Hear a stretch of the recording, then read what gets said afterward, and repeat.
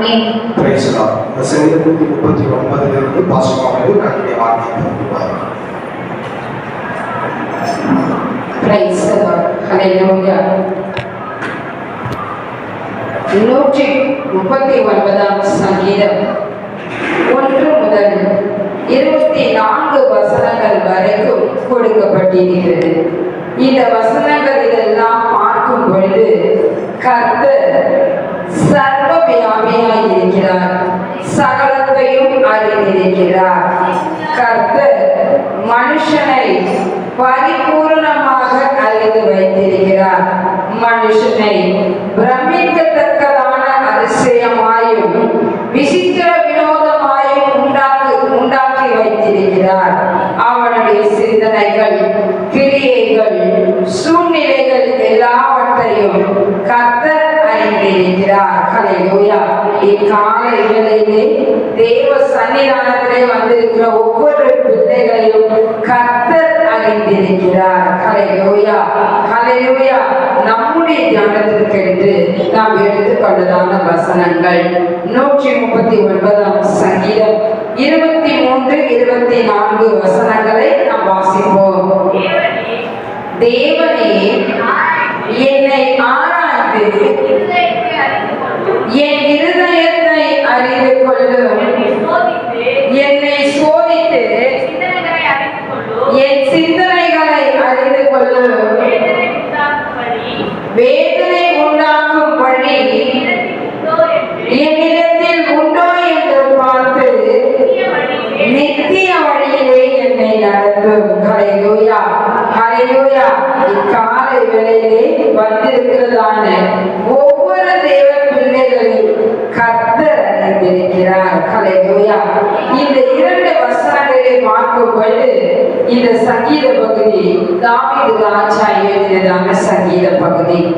இந்த சங்கீத பகுதியிலே இந்த வசனங்களை பார்க்கும் பொழுது ஆராய்ந்து அறிந்து கொள்ளும். 2வது பார்க்கிறோம், சோதித்து அறிந்து கொள்ளும். ஹல்லேலூயா. நான் எத்தனை உண்மை உள்ளவனாய் இருந்தாலும் கர்த்தரை நோக்கி என்னை அறிந்து கொள்ளும் ஆண்டவரே, என்னை ஆராய்ந்து கொள்ளும் ஆண்டவரே, என்னை சோதித்து கொள்ளும் ஆண்டவரே என்று நான் சொல்ல முடியும். ஒரு மனிதன் கர்த்தருக்கு முன்பாக உண்மை உள்ளவனாகவும் கர்த்தருக்கு முன்பாக அவன் குற்றமற்றவனாக இருக்கும் பொழுது மாத்திரமே இந்த வார்த்தைகளை நம்மால் பகிர்ந்து கொள்ள முடியும். மனுஷன் டு மனுஷன் நாம் சொல்லிக் கொள்வதுண்டு, உன்னை விட நான் நீதிமான், உன்னை விட நான் உண்மை உள்ளவன் என்று. ஆனால் இங்கு பார்க்கிறோம், கர்த்தரிடத்திலே செபிக்கிறான். ஹல்லேலூயா. என்னை ஆராய்ந்து கொள்ளும் ஆண்டவரே, என்னை அறிந்து கொள்ளும் ஆண்டவரே. ஆராய்தல் என்று சொல்லும்போது ஒரு காரியத்தை ஆழமாக சிந்திக்கிறது, தெளிவாக புரிந்து கொள்ளுதல். ஹல்லேலூயா. நுட்பமாக கவனித்து பார்ப்பது. Hallelujah. Researching, analysing to represent the mind emotions, center of the feelings. ஆக தேவனாகிய கர்த்தர் நம்மை ஆராய்கிறார். ஹல்லேலூயா. உங்கள் ஒவ்வொருவரையும் நுட்பமாக ஒரு சின்ன டாட் கூட விடாம பார்க்கிறார். ஹல்லேலூயா. அறிந்து வைக்கிறார். 2வது பார்க்கிறோம், சோதிக்கிறார். ஹல்லேலூயா. சோதித்து அறிந்து கொள்ளுகிறார். ஒரு பொருட்களுடைய தரம், உண்மை, செயல்திறன்கள் எல்லாவற்றையும் புரிந்து கொள்வது, ஒரு காரியத்தின் தன்மைகளை அறிந்து கொள்வது, டெஸ்டிங், எக்ஸாமிங், வெரிஃபையிங், இதெல்லாம் பார்க்கும் பொழுது சோதிக்கிறதான பொருட்களாக இருக்கிறது. The act of testing something for quality verifying informations. Hallelujah. ஆக தேவ பிள்ளைகள் நம்மை அறிந்திருக்கிற தேவனாக இருக்கிறார், நம்மை புரிந்து கொள்ளுகிற தேவனாக இருக்கிறார், நம்மை பகுத்தாய்வு செய்கிறதான தேவனாக இருக்கிறார். நம்மை பற்றி ஒரு அவேர்னஸ், விழிப்போடு கூட செயல்படுகிறார். அண்டர்ஸ்டாண்ட் பண்ணிக்கிறார். மனுஷன் என்னை பத்தி அண்டர்ஸ்டாண்ட் பண்ண முடியாது. ஆனால் ஆண்டவர் என்னை அறிந்து வைத்திருக்கிறார். ஹல்லேலூயா. ஒவ்வொரு தேவ பிள்ளைகளையும் அவர் அறிந்து வைத்திருக்கிற தேவனாக இருக்கிறார். ஹல்லேலூயா. ஒவ்வொரு தேவ பிள்ளைகளையும் கர்த்தர் ஆராய்ந்திருக்கிறார். நீங்கள் உங்களை வைத்து ஆராய்ந்து சோதித்துக் கொள்ளுங்கள். யோபுவின் சரித்திர புஸ்தகத்தை நாம் பார்க்கும் பொழுது 31ஆம் அதிகாரம் 4 முதல் 6 வசனங்களை பார்க்கும் பொழுது அவர் என் வழிகளை பார்த்து என் நடைகளை எண்ணுகிறார். ஹல்லேலூயா. நான் மாயை நடந்தேனோ அல்லது கபடு செய்ய தீவிரித்தேனோ என்பதை தாராசிலே வைத்து என் உத்தமத்தை கர்த்தர் அறிவாராக என்று பார்க்கிறோம். ஹல்லேலூயா. நான் எப்படி ஜீவியம் பண்ணுகிறேன், எப்படியெல்லாம் நடந்து கொள்கிறேன் என்பதை அறிவீராக என்று பார்க்கிறோம். ஹல்லேலூயா. தேவனே என்னுடைய இருதயத்தை பரிசோதித்து ராக்காலங்களில் விசாரித்து என்னை புடமிட்டு பார்த்தும் ஒன்றும் காணாதிருக்கிறேன். ஹல்லேலூயா. என்று பார்க்கிறோம். சங்கீதங்களின் புஸ்தகத்திலே 17ஆம் சங்கீதம் 3ஆம் வசனத்திலே சொல்லப்பட்டிருக்கிறது. நீர் என்னை அறிந்திருக்கிறீர், என்னை காண்கிறீர், என் இருதயம் எப்படிப்பட்டது என்பதை சோதித்து அறிகிறேன். என்னை பரீட்சை பார்த்து சோதித்தறியும், என்னை புடமிட்டு பாரும், என் உள்ள திறங்களையும் இருதயத்தையும் புடமிட்டு பாரும். எவ்வளவு பியூரிஃபை பண்ணி பாருங்க, எவ்வளவு ரிஃபைன் பண்ணி பாருங்க. ஏனென்றால் என்னிடத்திலே தீமை ஒன்றும் இல்லை. ஹல்லேலூயா. ஆக தேவனே என்னை ஆராய்ந்து பாரும். கர்த்தர் நம்மை அறிந்து வைத்திருக்கிறார். தம்மை நம்புகிறவர்களை அவர் அறிந்திருக்கிறார். ஹல்லேலூயா. நாகதீர்க்கதரிசி புஸ்தகத்திலே 1 அதிகாரம் 7ஆம் வசனத்திலே சொல்லுகிறார். ஹல்லேலூயா.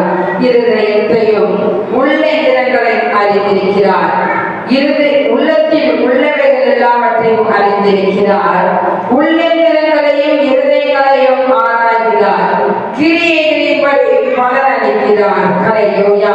இருதயங்களை ஆராய்ந்து நினைவுகளின் தோற்றங்கள் எல்லாம் தூரத்திலிருந்து அறிகிறார். கிரியைகளையும் நினைவுகளையும் அறிந்திருக்கிறார். ஒவ்வொருவருடைய வழிகளுக்கும் செயல்களுக்கு தக்கதாக பலன்களை கொடுக்கும்படி இருதயத்தை ஆராய்ந்து இருக்கிறார், சோதித்தறிகிறவராக இருக்கிறார். நாம் வாசித்த சங்கீத பகுதியிலே முதல் 4 வசனங்களை பார்க்கும் பொழுது ஆராய்ந்து அறிந்திருக்கிறார். ஹல்லேலூயா. என்னுடைய உட்கார்த்தல், என்னுடைய எழுந்திருத்தல், நினைவுகள், நடத்தல், படுத்திருத்தல், வழிகள், நாவில் சொல் பிறவாதற்கு முன்னே எல்லாவற்றையும் அறிந்திருக்கிறார். அவருடைய பார்வைக்கு மறைவாக எங்கே போவேன்? அவருடைய சமூகத்தை விட்டு நான் எங்கே ஓடுவேன்? நான் எங்கு சென்றாலும் கர்த்தர் என்னை பார்த்து கொண்டே இருக்கிறார். என்னை அறிந்து வைத்திருக்கிற தேவன். ஹல்லேலூயா. ஹல்லேலூயா. தேவ பிள்ளைகள், இக்காலை வேளையிலே உன்னுடைய வேதனைகள், வியாகுலங்கள், நிந்தை, அவமானங்கள், வெட்கம், துன்பம், உபத்திரவங்கள் எல்லாவற்றையும் அவர் அறிந்திருக்கிறார். ஹல்லேலூயா. நீதிமானை அவர் சோதித்தறிகிறார். கர்த்தர் என்னை எப்படி அறிவார் என்றால் சங்கீதங்களின் புஸ்தகத்திலே 11ஆம் சங்கீதம் 4ஆம் வசனத்தை நாம் வாசிப்போம். பின்பகுதியை வாசிப்போம். கர்த்தருடைய கண்கள் மனுபுத்திரரை பார்க்கிறது. அவருடைய இமைகள் அவர்களை சோதித்தருகிறது. ஹல்லேலூயா. கர்த்தருடைய கண்கள் நம்மை பார்க்கிறது. அவருடைய இமைகளே உன்னை சோதித்தருகிறது. ஹல்லேலூயா. ஆக தேவ பிள்ளைகள் ஒவ்வொருவரையும் கர்த்தர் அறிந்திருக்கிறார். உங்களுக்கு இன்னது தேவை என்பதை அவர் அறிந்திருக்கிறார். ஹல்லேலூயா. ஹல்லேலூயா. கர்த்தர் எதையெல்லாம் சோதித்தருகிறார். ஹல்லேலூயா. நம்மிடத்திலே சோதித்தருகிறார். எதை சோதித்தருகிறார், எதை ஆராய்ந்து பார்க்கிறார் என்று பார்க்கும்போது 1 பேதுரு நிருபம் 1ஆம் அதிகாரம் 7ஆம் வசனத்தை நாம் வாசிப்போம்.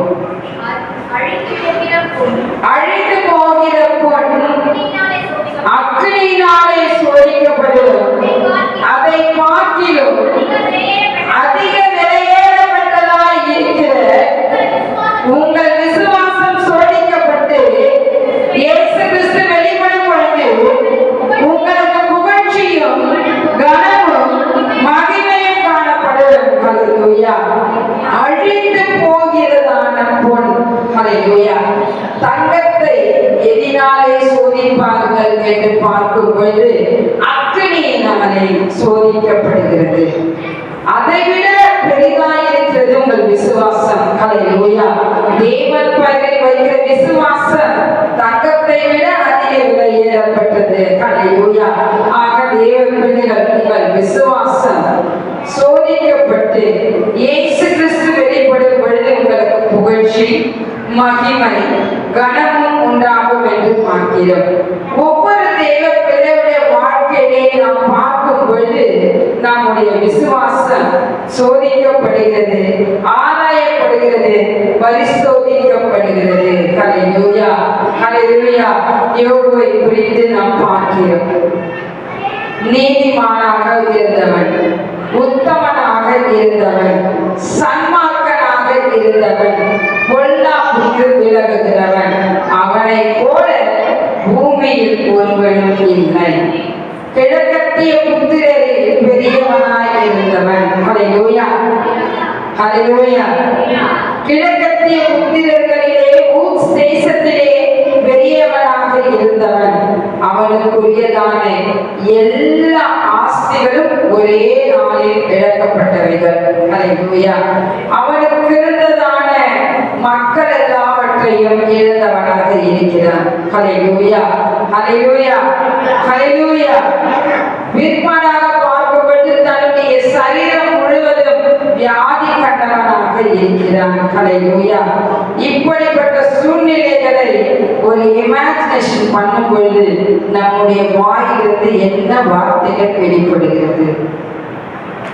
விசுவாசம் உள்ள வார்த்தைகள் யோபுவின் வாயிலிருந்து பிறந்தது என்று பார்க்கிறோம்.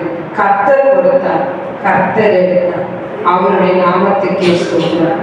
தேவனிடத்திலிருந்து நான் நன்மைகளை பெற்றவன், தீமைகளை பெற வேண்டாமா?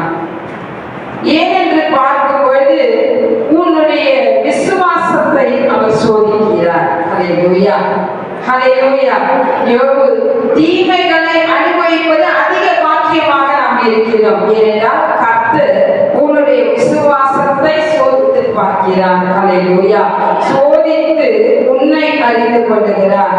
இந்த யோபு சொல்லுகிறார், அவரை கொன்று போட்டாலும் அவர் மேல் நம்பிக்கையாய் இருப்பேன். அவர் என்னை சோதித்த பின்பு நான் பொன்னாக விலகுவேன். நான் போகிற வழிகள் எல்லாவற்றையும் அறிந்திருக்கிறார். எனக்கு குறித்திருக்கிறதை அவர் நிறைவேற்றுவார். ஹல்லேலூயா. தேவ பிள்ளைகள், யோபுவினுடைய வாழ்க்கையிலே கர்த்தர் இழந்த ஆசீர்வாதத்திற்கு பதிலாக இரட்டத்தனையாக அவனுக்கு தந்தருளினார். அவனுடைய பின்னிலைமையை கர்த்தர் ஆசீர்வதித்தார். செல்வ செழிப்பாய் வாழ்வதற்கு தேவன் கிருபை செய்தார் என்று பார்க்கிறோம். ஆக தேவ பிள்ளைகள், உங்கள் விசுவாசத்தின் நிமித்தமாக உன்னை சோதித்து அறிகிறார். ஹல்லேலூயா. உங்கள் விசுவாசத்தை அவர் சோதித்து உன்னை அறிந்து கொள்ளுகிறார். ஹல்லேலூயா. இரண்டாவதாக உபாகமத்தின் புஸ்தகம் 8ஆம் அதிகாரம் 2ஆம் வசனத்தை நாம் வாசிப்போம். உன் தேவனாகிய கர்த்தர் உன்னை சிறுமைப்படுத்தும்படிக்கு தம்முடைய கட்டளைகளை நீ கைக்கொள்வாயோ கைக்கொள்ள மாட்டாயோ என்று அவர் உன்னை சோதித்து உன் இருதயத்தில் உள்ளதை அறியும்படிக்கு உன்னை 40 வருஷம் அளவு நல்ல வனாந்திரத்தில் நடத்தி வந்து எல்லா வழிகளையும் நினைப்பாயாக. ஹல்லேலூயா. இங்கு பார்க்கிறோம், இஸ்ரவேல் ஜனங்களை சிறுமைப்படுத்துகிறார். ஹல்லேலூயா. 40 வருஷம் அளவு வனாந்திரத்திலே வழி நடத்தி கொண்டு வருகிறார். ஹல்லேலூயா. ஹல்லேலூயா. எகிப்திலிருந்து அவர்கள் புறப்படும் பொழுது 40 நாட்களுக்குள்ளே கானான் தேசத்திற்குள்ளே சென்றதை முடியும். உன்னுடைய இருதயத்தில் கர்த்தருடைய வார்த்தைகளை, கட்டளைகளை நீ கைக்கொள்வாயோ அல்லது கைக்கொள்ள மாட்டாயோ என்பதை அவர் அறிந்து கொள்வதற்காக, உன்னுடைய இருதயத்தை அறியும்படிக்காகத்தான் உன்னை 40 வருஷம் அளவும் வனாந்திரத்திலே நடத்தி கொண்டு வருகிறார். ஹல்லேலூயா. ஹல்லேலூயா. என்னாகம புஸ்தகத்திலே நாம் பார்க்கும் பொழுது 13ஆம் அதிகாரம் 25வது வசனத்திலே 40 நாட்கள் சென்ற பின்பு திரும்பி வந்தார்கள் என்று பார்க்கிறோம். 40 வருஷம் அளவு கர்த்தருடைய வார்த்தைகளை நீ கைக்கொள்கிறாயா? தேவ பிள்ளையுடைய ஆசீர்வாதம் அவருடைய வார்த்தைகளை கைக்கொள்வதற்குள்ளே அடங்கி இருக்கிறது. அவருடைய வார்த்தைகளை கைக்கொள்வது நம்மேல் விழுந்த கடமையாக இருக்கிறது. யாத்திராகமத்தின் புஸ்தகத்தை நாம் திருப்பிக் கொள்ளும் பொழுது 16ஆம் அதிகாரத்திலே இஸ்ரவேல் ஜனங்கள் சீன் வனாந்திரத்தில் வரும் பொழுது உணவிற்காகவும் எகிப்தை நோக்கி அவர்கள் திரும்பி பார்த்து கொண்டு கர்த்தரை நோக்கி முறுமுறுத்தார்கள். கர்த்தர் அவர்களுடைய முறுமுறுப்புகள் எல்லாவற்றையும் அவர் கேட்டார். தேவன் தம்முடைய ஜனங்களுக்காக வானத்திலிருந்து தூதர்கள் உண்ணுகிறதான அப்பத்தை வர்ஷிக்க பண்ணினார். அதற்கு பெயர் தான் மன்னா என்கிறதான பெயர். ஹல்லேலூயா. இந்த மன்னாவிற்கு சில சிஸ்டமேட்டிக்ஸ் கட்டளைகளை அவர் கொடுத்தார் என்று பார்க்கிறோம். விடியற் காலத்தில் போய் எடுத்தால் தான் மன்னா இருக்கும். ஹல்லேலூயா. நேரப்படி சென்றுதான் மன்னாவை நாம் எடுத்துக்கொள்ள வேண்டும். அடுத்ததாக நாம் பார்க்கும் பொழுது ஒரு நாளைக்கு தலைக்கு ஒரு ஓமர் எடுக்க வேண்டும். மீதி அந்த மன்னாவை வைக்க கூடாது. அன்றன்றைக்குரிய ஆசீர்வாதத்தை அன்றந்த நாளிலே நாம் பெற்றுக்கொண்டு அவைகளை தீர்த்து விட வேண்டும் என்று பார்க்கிறோம். ஹல்லேலூயா. 6ஆம் நாள் 7ஆம் நாள் வரும் ஓய்வு நாள். இந்த 6ஆம் நாளிலே இரட்டத்தனையாக சேர்த்து வைக்க வேண்டும். இரட்டத்தனையாக சேர்த்து வைக்கும் பொழுது அடுத்த நாளுக்குரியதான ஆசீர்வாதத்தை முதல் நாளே கொடுத்து விடுகிறார். மீதி வைத்தாலும் அவைகள் கெட்டு போகாது. ஏனென்றால் கர்த்தருடைய வார்த்தையின்படி ஜீவிக்கும் பொழுது உன்னுடைய வாழ்க்கையிலே ஆசீர்வாதங்கள் கடந்து வருகிறது. இஸ்ரவேல் ஜனங்கள் கர்த்தருடைய வார்த்தைகளை கைக்கொள்ளாமல் போகிறார்கள். கர்த்தர் சொல்கிறார், எந்த மட்டும் என்னுடைய கட்டளைகளை கைக்கொள்ள மனதில்லாதிருப்பீர்கள். ஹல்லேலூயா. ஒவ்வொரு தேவ பிள்ளைகளும் கர்த்தருடைய வார்த்தைகளை கைக்கொள்ளும் பொழுது நாம் அதிக பாக்கியவான்களாக இருக்கிறோம். ஹல்லேலூயா. இரண்டாவதாக என்னை சோதித்தருகிறார். கர்த்தருடைய கட்டளைகளை கைக்கொள்வீர்களா என்பதை சோதித்தருகிறார். ஹல்லேலூயா. மூன்றாவதாக ஆதியாகமத்தின் புஸ்தகம் 22ஆம் அதிகாரம் 12வது வசனத்தை நாம் வாசிப்போம். அப்பொழுது அவர், பிள்ளையாண்டானின் மேல் உன் கையை போடாதே, அவனுக்கு ஒன்றும் செய்யாதே, நீ அவனை உன் புத்திரன் என்றும் உன்னுடைய ஏக சுதன் என்றும் பாராமல் எனக்காக ஒப்பு கொடுத்தபடியினால் தேவனுக்கு பயப்படுகிறவன் என்று இப்பொழுது அறிந்திருக்கிறேன். ஹல்லேலூயா. ஹல்லேலூயா. இது என்ன காரியத்தை குறித்து நாம் பார்க்கிறோம் என்றால் ஆபிரகாமை குறித்து பார்க்கிறோம். ஆபிரகாமுக்கு கர்த்தர் சொன்னார், உன்னுடைய புத்திரனாகிய ஈசாக்கை எனக்காக மோரியா தேசத்திலே நான் குறிக்கிறதான மலைகளிலே தகன பலியாக பலியிடு. ஹல்லேலூயா. இந்த பலி, தகன பலி என்று சொல்லும் பொழுது சந்து சந்தாக துண்டிக்கணும், தோல் மேல அக்கினை போட்டு எரிக்கும். தகன பலியாக செலுத்து. ஹல்லேலூயா. அதிக வருஷங்கள் சென்ற பின்பு வாக்குத்தத்தத்தை பெற்றுக்கொண்டு வாக்குத்தத்தமாக வந்தவன் தான் ஈசாக்கு. என்னிடம் கேட்டவர் யாரெல்லாம் கர்த்தர். ஈசாக்கா கர்த்தரா என்று பார்க்கும்போது கர்த்தருக்கு ஆபிரகாம் அதிக முக்கியத்துவம் கொடுத்தான் என்று பார்க்கிறோம். ஹல்லேலூயா. யாரிடத்திலும் ஒன்றும் சொல்லாமல் ஈசாக்கை கர்த்தருக்கென்று பலியாக செலுத்துகிறார். கர்த்தர் எதை அறிந்து, இப்பொழுது நீ எனக்கு பயப்படுகிறவன் என்பதை நான் அறிந்திருக்கிறேன். ஹல்லேலூயா. இந்த சோதனை எதற்காக வந்தது என்று பார்க்கும்போது நீ கர்த்தருடைய வார்த்தைக்கு எத்தனை மதிப்பு கொடுக்கிறார், கர்த்தருடைய வார்த்தைக்கு எவ்வளவு பயந்து நடக்கிறார் என்பதை அவர் அறிந்து கொண்டார். ஹல்லேலூயா. ஆபிரகாமுக்கு தெரியும், ஈசாக்கிடத்திலே உன்னுடைய சந்ததி விலகும் என்று கர்த்தர் சொன்னார். ஈசாக்கு தான் என்னுடைய வாக்குத்தத்தம். ஈசாக்கின் மூலமாய் தான் என்னுடைய சந்ததிகள் பெருகும் என்பதை அவன் அறிந்து வைத்திருக்கிறார். ஹல்லேலூயா. ஹல்லேலூயா. ஈசாக்கு பிள்ளையாண்டவனாய் இருக்கிறான். ஈசாக்கை கர்த்தருக்கு பலியாக செலுத்தி கர்த்தர் அந்த பலியை ஏற்றுக்கொண்டாலும் மீண்டும் ஈசாக்கை உருவாக்குவதற்கு ஒரு வல்லவராக இருக்கிறார் என்பதை அவன் அறிந்திருந்தான். ஹல்லேலூயா. ஆக தேவ பிள்ளைகள் கர்த்தர் மீது நாம் பயபக்தியோடு இருக்க வேண்டும், பயப்படுகிறவர்களாக இருக்க வேண்டும். கர்த்தருக்கு பயந்து அவருடைய வார்த்தைகள் நடக்கும் பொழுது நாம் பாக்கியவானாக இருக்கிறோம், அவருக்கு பிரியமானவர்களாக நாம் காணப்படுகிறோம். ஹல்லேலூயா. இங்கு நாம் பார்க்கிறோம், வேதனை உண்டாக்குகிறதான வழி என்னிடத்தில் உண்டோ என்று பார்த்து நித்திய வழியிலே என்னை நடத்தும். இருமனம் உள்ளவர்கள் தங்களுடைய வழிகளிலே நிலையற்றவர்களாக இருக்கிறார்கள். வேதாகமத்திலே அநேக வழிகளை குறித்து சொல்லப்பட்டிருக்கிறது.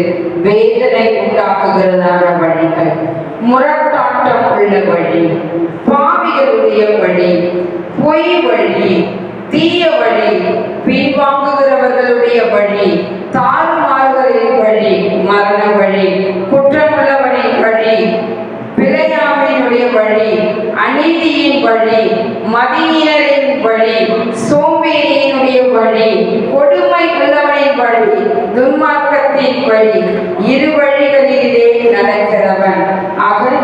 இப்படிப்பட்ட வழிகள் எல்லாம் தேவனுக்கு வேதனை உண்டாக்குகிறதான வழியாக கருதப்படுகிறது. ஆக தேவ பிள்ளைகள் நித்திய வழியிலே என்னை நடத்தும். நீதிமான்களுடைய வழிகளை கர்த்தர் அறிந்திருக்கிறார். ஹல்லேலூயா. ஹல்லேலூயா. நான் உனக்கு போதித்து நடக்க வேண்டிய வழியை உனக்கு காட்டுவேன், உண்மையிலே கண்ணை வைத்து உனக்கு ஆலோசனை சொல்லுவேன். கர்த்தர் தமக்கு பயப்படுகிற மனுஷனுக்கு தெரிந்து கொள்ளுகிறதான வழிகளை அவர் போதிக்கிறார். ஹல்லேலூயா.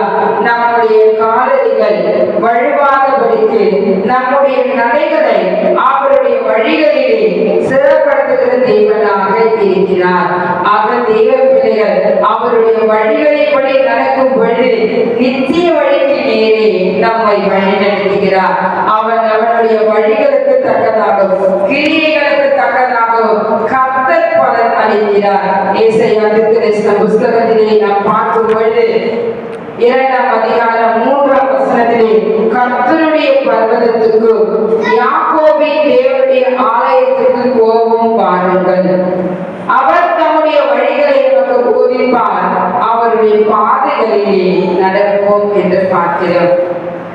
ஏனென்று பார்க்கும் பொழுது சீயோனிலிருந்து வேதமும் எருசலேமிலிருந்து கர்த்தருடைய வார்த்தைகளும் வெளிப்பட்டது என்று பார்க்கிறோம். வேதாகமத்திலே பார்க்கும் பொழுது நித்திய வழிகள் என்று பார்க்கும் பொழுது அடிச்சுவடிகளின் வழிகள், உத்தமமான வழிகள், செவ்வையான வழிகள், மெய் வழிகள், நல் வழிகள், ஜீவ வழிகள், சமாதான வழி, உபத்திரவங்களின் வழி, தேவ ராஜ்யத்திற்குள்ளே பிரவேசிக்கிற வழி, ரட்சிப்பின் வழி, ஜீவனுக்கு போகிற வழி, நடக்க வேண்டிய வழி, ஞான வழி, நீதி வழி, நியாயத்தின் வழி, புதிதும் ஜீவனுமான வழி. ஹல்லேலூயா, ஹல்லேலூயா.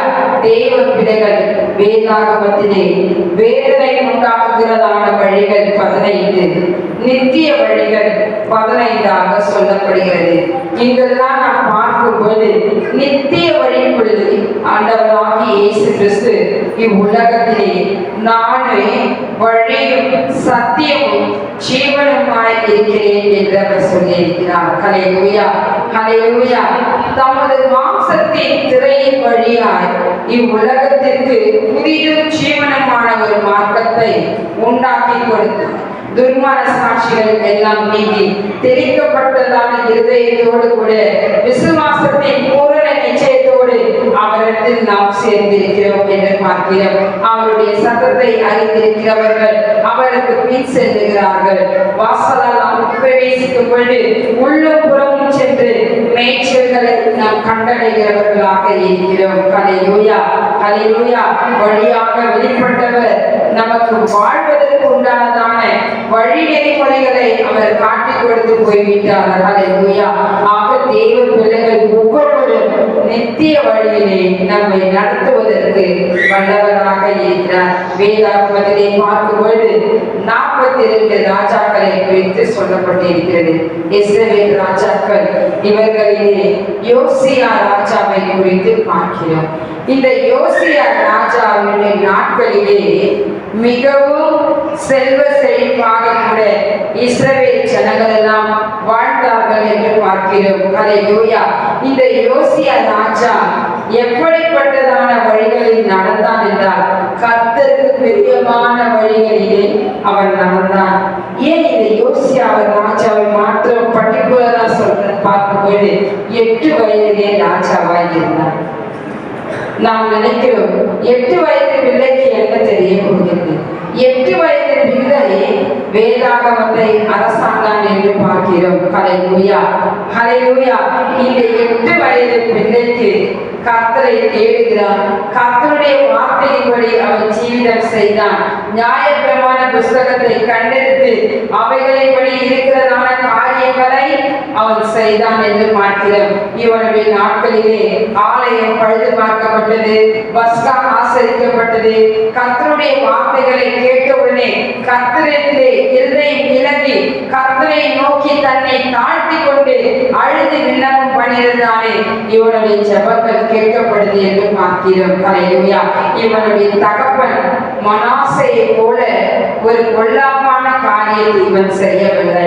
தாவீதை போல கர்த்தருக்கு பிரியமான காரியங்களை, பிரியமான வழிகளையும் அவன் தெரிந்து கொண்டான் என்று பார்க்கிறோம். ஹல்லேலூயா.